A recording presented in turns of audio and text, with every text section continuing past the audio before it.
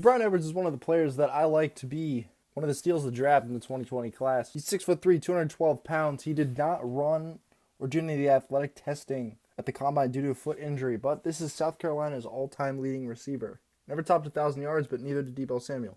So for his size, Edwards is a very fluid mover, and that's what initially stood out to me about him. So he's going to run this slot fade against off coverage and track this ball for the easy touchdown.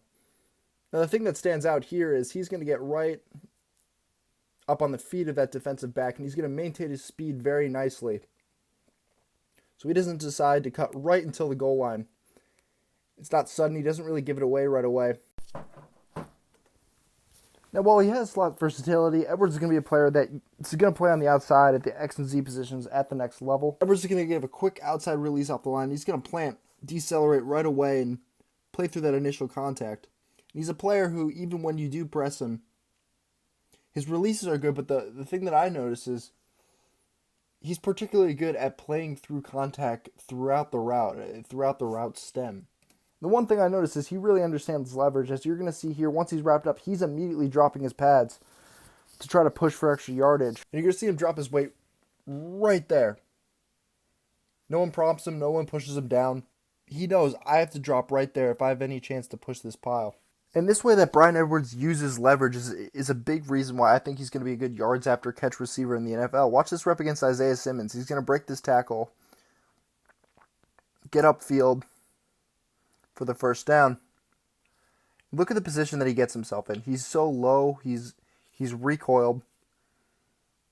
He's able to keep his balance and then immediately get back down when he's going to make a move. And so with his skill set, you kind of get the best of both worlds with Bryan Edwards. He's a possession-type receiver size with some yards after catch ability that you usually see in a smaller receiver. He's going to show some of those off in this long touchdown against Missouri. Demonstrating some open field vision, some change of direction ability, and some nice burst. Probably would have broken 4.5 if he did run at the combine. And so Bryan Edwards' understanding of leverage translates down the field as well. This example from Alabama was running a two-high look with Xavier McKinney as the two-high safety. And so McKinney's going to have to make a speed turn with Edwards running this post pattern. The thing I like is that he's going to try to take advantage of the pursuit angle from which McKinney's coming from. He's planting, trying to break that back outside for more yardage. And McKinney's one of the best tackling safeties in this past draft class. But this type of thinking is what I really like to see. It's something I saw from A.J. Brown as well when he came out. Just this intuitive sense, which is all about anticipating where defenders are going to be. Brown is going to see, against this cover 3 look, number 21 Trufant over pursuit, and he's going to bounce this back outside for the long touchdown. I mean, this guy's got first-round talent as a potential 3-level threat at the NFL with yards after catch ability. There's a few reasons why he was slotted at 42 on my final board instead of 22.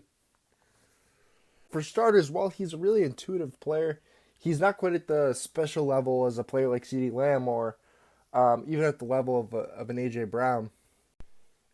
And there are some drops on Edwards' tape, but I think some of these are fixable.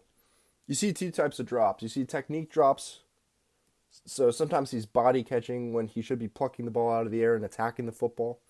And you see some concentration drops, which you may have to live with at the NFL level, but I think he can improve in this area as well. The third issue that affected both of these was actually his quarterback continuity. And so you're going to see some inaccuracy on ball location and very unpredictable ball location, throwing to and away from leveraged defenders. And so for a player like Edwards, who's a really good run after catch receiver and likes to play, he has a strong understanding of leverage, and he's thinking one thing. The quarterback's not on the same page with him. This is going to limit a player like Edwards' productivity at the college level. But there are plenty of reps on his tape where he is attacking the football with his hands extended away from his frame. He's able to play through contact, and he shows this physical nature. And so you can still have more drops on your film than you'd like to see as an evaluator, but Edwards, in my opinion, really does have natural hands, and you're going to see it on some of his high-quality reps. From a hand-eye coordination perspective, I mean, he's absolutely exceptional, and you're going to see this on this Tennessee rep where spectacular play. He Normally on these one-handed catches, you're going to try to trap the nose of the football. He's catching the full body of the football before bringing that in, which is just remarkable.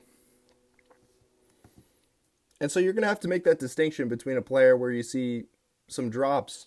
Doesn't necessarily mean he doesn't have natural hands, because Edwards, in my opinion, absolutely does. And that's why I think he is in terms of pure talent, I think he's, a late first round talent.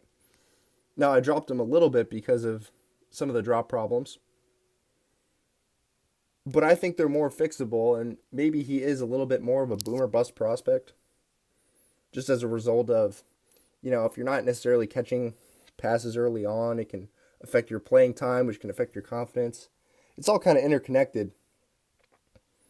But then again, this Ole Miss rep, absolutely phenomenal, playing through contact. And so for the Raiders, I expect him to start at the X receiver position. Probably move him around a little bit, but he's probably going to play on the outside, considering you brought in Ruggs. Waller's currently their best receiving option. Waller's film was really impressive when I dug into it. Game Pass is being kind of stupid right now and not letting me in, so I'm not going to be able to show you the exact plays that I want to show you. But the Raiders are a team that want to run the football first and foremost. Have a really good run blocking offensive line. Incognito can still play. You got Hudson, Trent Brown. Colton Miller made some improvements in year 2.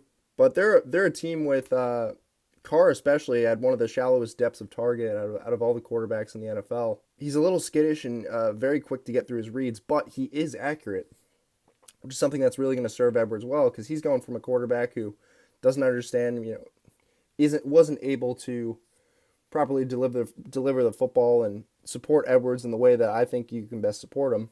But Carr is at least going to get you the football in the right spot, and so Edwards is a player that I think if it goes well early on, this guy could really be one of the steals of the draft.